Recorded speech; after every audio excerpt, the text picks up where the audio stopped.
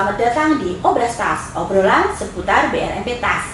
Hari ini kita bakal ngobrol dengan narasumber dari BRMP Tas mengenai salah satu komoditas lokal yang mungkin belum banyak disorot, tapi punya potensi yang luar biasa, yaitu wijen. Jadi Sobat Tani, sebelum kita mulai obrolan kita hari ini, yuk kita kenalan dulu dengan narasumber kita ya. Di sini sudah ada Bu Nuni dan Bu Uni. Beliau berdua ini merupakan ahli dari balai kami yang menangani komoditas wijen. Boleh dong disapa dulu viewer kita, Bu Nuni, silakan. Baik, terima kasih Bu Tantri. Halo, gimana kabarnya Sobat Tani? Selamat menikmati apa yang akan kita obrolkan hari ini. Terima kasih Bu Nuni. Monggo, Bu Sri Andika Darsi ini, tapi biasa kita panggil Bu Uni. Jadi hari ini kita panggil Bu Uni aja ya, supaya lebih akrab. Mari Bu Uni menyapa Sobat Tani kita. Terima kasih Bu Tantri. Halo sahabat BRMP Tas, ketemu dengan saya Uni. Hari ini akan ngobrol tentang wijen ya. Semoga hari ini indah. Baik, terima kasih Bu Nuni dan Bu Uni atas perkenalannya. Jadi kita langsung aja ya ngobrol-ngobrol tentang wijen ini. Pertama, untuk mengembangkan suatu komoditas tentu kita membutuhkan varietas ya. Jadi saya akan terlebih dulu bertanya kepada Bu Uni ini. Jadi Bu Uni ini yang selama ini menangani pemuliaan, plasma nutfah, pengembangan varietas di balai kami ini. Jadi begini Bu, sampai saat ini nih varietas apa saja sih yang sudah dilepas oleh BRMP Tas atau institusi sebelum BRMP Tas ya, seperti kita tahu Bali Tas dan BSIP Tas. Mungkin juga bisa dijelaskan itu masing-masing varietas itu apa sih ciri khas dan keunggulannya mereka itu.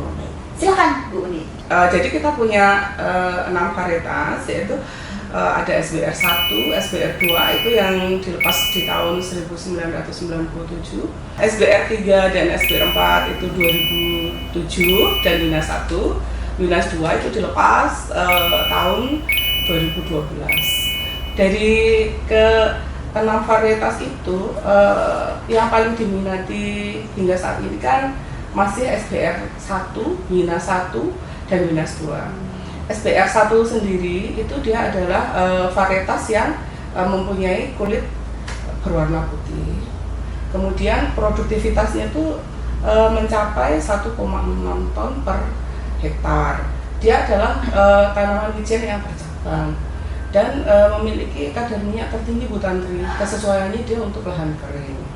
Untuk Winas 2, dia itu adalah dikenal sebagai wijen sakti karena dia itu tidak bercabang. Dia memiliki kulit cangkang biji itu berwarna putih. Kemudian ukuran bijinya itu cenderung lebih besar daripada yang lainnya. Dia bagus untuk minyak sih. Terus warnanya juga sudah putih, putihnya itu putih nyetek, katanya kayak gitu ya, sangat putih sekali kayak gitu. Kemudian SBR 3 dia kurang disukai, tapi sebenarnya karena warnanya berbeda, dia itu warnanya coklat di antara saudara-saudaranya, dia itu coklat sendiri gitu. Dia kurang disukai karena menurut petani itu malah mencampuri, jadi dia itu jadi kayak CVL gitu, campuran varietas lain gitu di pengembangan tanaman wijen. Padahal dia menurut penelitian terakhir itu kalau wijen berwarna kan memiliki antioksidan yang tinggi kayak gitu kan. Kemudian Winas 1 dan Winas 2 ini yang terakhir di tahun 2012, pelepasan tahun 2012 itu produktivitasnya yang tinggi. Dia memang untuk produktivitas tinggi dan kesesuaian lahan sawah sesudah padi kayak gitu Bu Tantri. Jadi kalau nggak salah sih dari BPS itu yang masih paling laris itu yang ini ya Winas 1, Winas 2 sama SBR 1 ya. Baik, terima kasih Bu Uni. Jadi Sobat Tani itu lengkap sekali tadi penjelasan ya dari Bu Uni mengenai varietas wijen ini. Tadi ada yang warnanya putih, ada yang warnanya coklat seperti itu. Lalu ada dijelaskan juga tadi bahwa kalau warna coklat itu ternyata antioksidannya lebih tinggi ya. Itu bagus untuk nanti arah ke kesehatan mungkin ya, gitu ya. Jadi ada juga ya, tapi varietasnya produktivitasnya tergolong kurang bagus ya. Betul. Nah itu jadi gimana nih Bu? Apakah ada rencana ini ke depan mungkin Balai BRMP Tas ini mau mengembangkan ini varietas-varietas baru yang mungkin yang antioksidannya tinggi tadi tapi dengan produktivitas yang tinggi, atau mungkin ada lagi nih rencana-rencana kira-kira gimana Bu? Bisa di spill dikit gitu ke kita.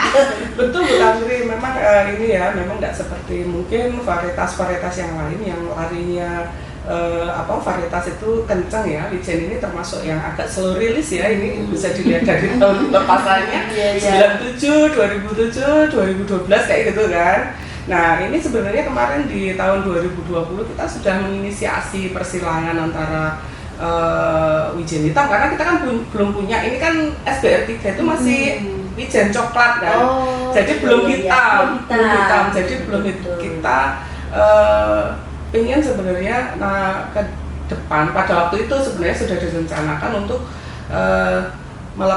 merakit wijen hitam, tapi sayang sekali ya memang karena keadaan yang belum memungkinkan sehingga masih terpending.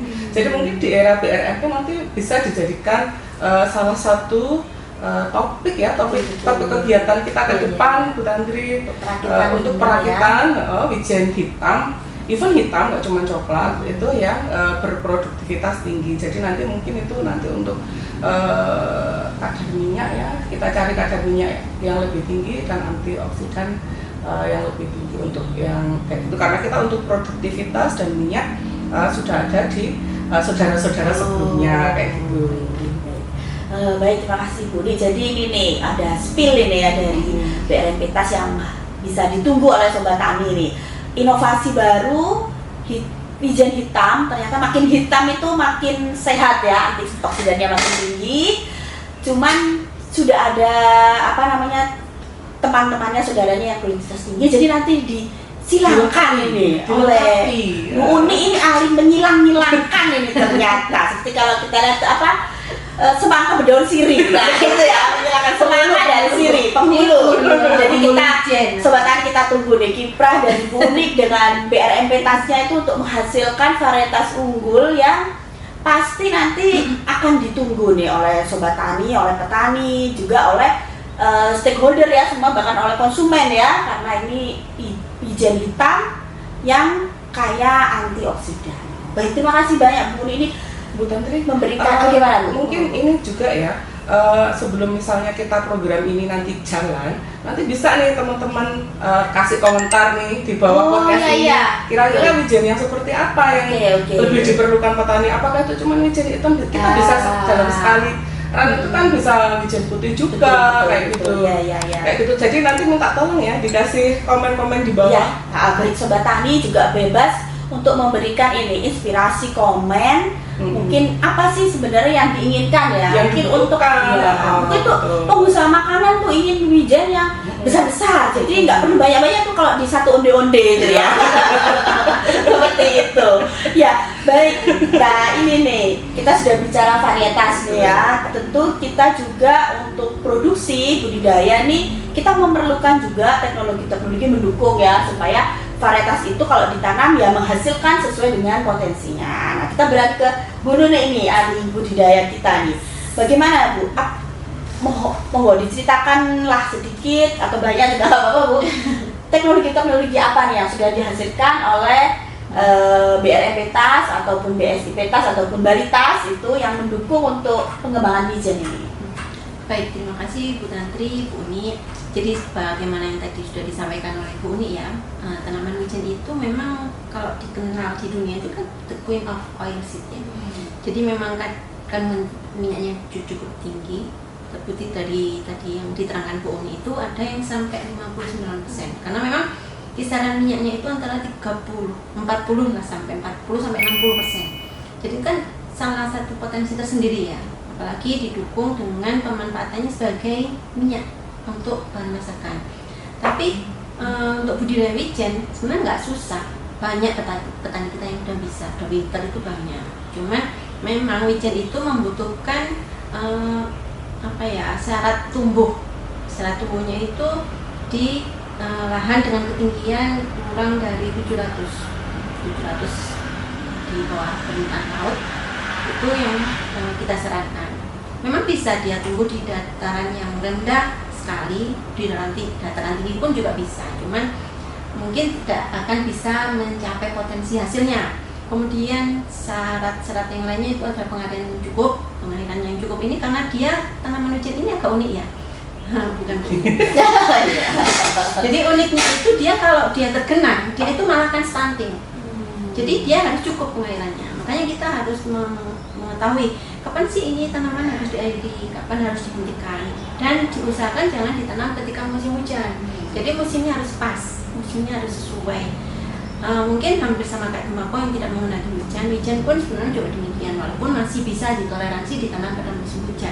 Kemudian drainasenya juga harus baik, karena itu tadi ya, kalau dia tergenang, otomatis dia akan stunting. Nah, kalau stunting kan ya udah nggak salah, hasilnya juga berpengaruh kan. Kemudian yang itu tadi, wijen ini adalah tanaman short day plant ya, jadi dia tanaman hari pendek, jadi tidak menggunakan penyinaran yang lama. Karena saya pernah ada petani yang ngomong, "Bu, tanaman wijen saya itu loh cuma tinggi tok, nggak mau berbunga, nggak mau berbuah." Saya tanya, "Bapak tanamnya di mana?" "Saya tanamnya itu di pinggir jalan, Bu." "Terus?"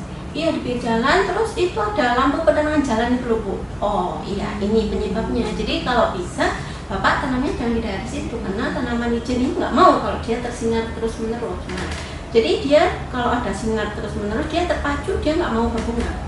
Makanya dia lebih cenderung ke short day plant, di tanaman hari pendek. Dan penyinarannya itu maksimal 12 jam.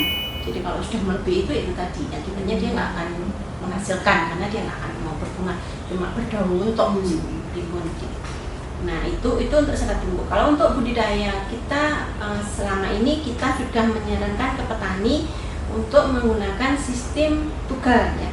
Selama ini kan petani lebih banyak menggunakan sistem sebar. Nah itu ternyata kalau kita bikin sistem tugal, hasil penelitian saya yang terakhir kemarin itu kalau kita menggunakan double row, jadi baris ganda, itu bisa meningkatkan hasil 1,5 sampai 1,8 kali dibandingkan dengan yang sistem sebar dan juga sistem single row. Jadi ya nanti bisa sobat tani coba sendiri di lahan masing-masing. Gimana sih perbedaannya kalau mau tanam sistem tunggal atau sistem ganda? Nah, atau juga mau sistem sebar, silahkan boleh. Tapi ada juga petani, "Bu, kalau mau sistem sebar itu lebih gampang," katanya. Ya monggo, karena kan kita cuma menyarankan, kita juga hasil penelitian juga membuktikan bahwa kalau kita pakai sistem yang ditunggal itu hasilnya memang lebih besar daripada dengan sistem sebar. Nah, budidaya wijen itu juga tidak terpakunya monokultur ya, cuma tanam wijen tok gitu. Kita juga bisa di tukang sari. Ada beberapa penelitian kita yang di tukang sari dengan jagung. Nah, itu juga bisa. Di samping itu meningkatkan efektivitas lahan, itu juga meningkatkan nilai tambah ekonomisnya. Jadi bisa dicoba. Mungkin ada saran mau ditumbang sari dengan tanaman apa? Monggo silakan komentar ya. Nah itu kalau untuk panen, pasca panen saya rasa petani udah tahu, karena itu cenderung lebih gampang. Untuk panennya tinggal dibabat aja sih tanamannya. Ketika kita tahu bahwa daunnya udah habis, udah ada yang kuning, kemudian ada beberapa biji kapsul ya, kapsulnya wijen itu yang udah kuning, kemudian daunnya udah mulai habis ya, itu ditebang, kemudian kita keringkan, itu aja sih itu. Nanti jadi untuk teknologi terbarunya mungkin ya sistem tanamnya itu aja. Kemudian untuk pemupukan saya rasa petani udah tahu lah ya. Untuk pemupukan itu kan yang kita sarankan, rekomendasi kita adalah ditanam dengan kandungan nutrisi N itu 75, kemudian P-nya 30, K-nya 30 atau mungkin setara dengan 200 kg Ponska dan 100 kg urea.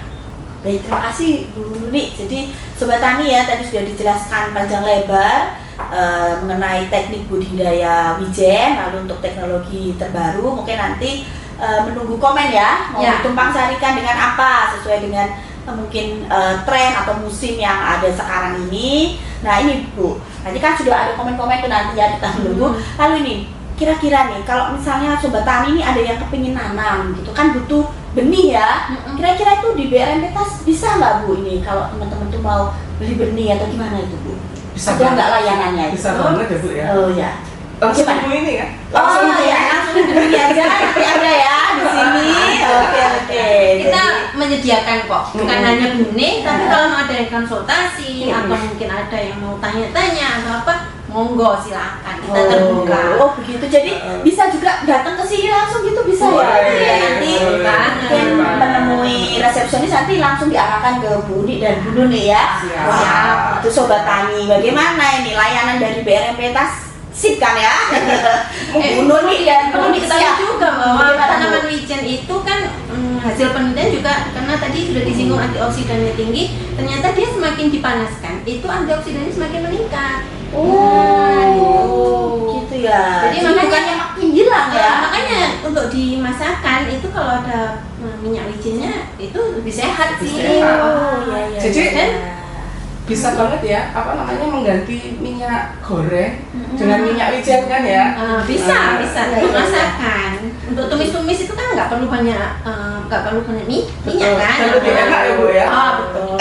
Rasanya itu lebih Gimana? umami.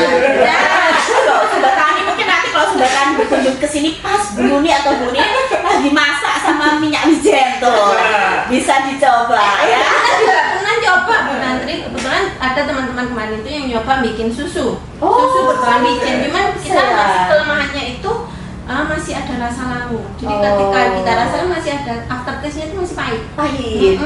Nah, itu mungkin ada yang mau meneliti tentang susu wijen, komen juga Atau ya. kasih saran menghilangkan rasa langu iya, iya. boleh. juga. Harapannya sebenarnya di era BRMP ini kita selain dari kita sendiri, mungkin dari Sobat Tani bisa memberi masukan lebih banyak iya, ke pengembangan apa, baik itu teknologi budidaya, varietas atau pengembangan produk. Jadi kita berusaha nanti ke depannya kita juga akan pendampingan sampai ke produk ya, Bu Nuni ya. Jadi harapannya ya bisa berkembanglah minimal di kita sendiri gitu, produk-produk dari wijen. Baik tuh Sobat Tani, saya kira lengkap sekali ya ini apa yang disampaikan oleh kedua narasumber kita hari ini, mulai dari apa itu namanya hulu sampai dengan hilir sampai dengan produk, dan terbuka untuk menerima masukan, komen, juga nanti mungkin kerjasama ya untuk bisa mengembangkan tanaman wijen ini mulai dari varietas, budidaya sampai ke produk-produk yang tentunya menjadi lebih bermanfaat untuk kita semua. Jadi mungkin ada lagi yang mau disampaikan Bu Nuni, Bu Uni? Kita tunggulah di sini. Oh, ya nih. Jadi Sobat Tani sudah jangan ragu-ragu nih. Bu Uni ini sudah tunggu teman-teman untuk datang ke sini.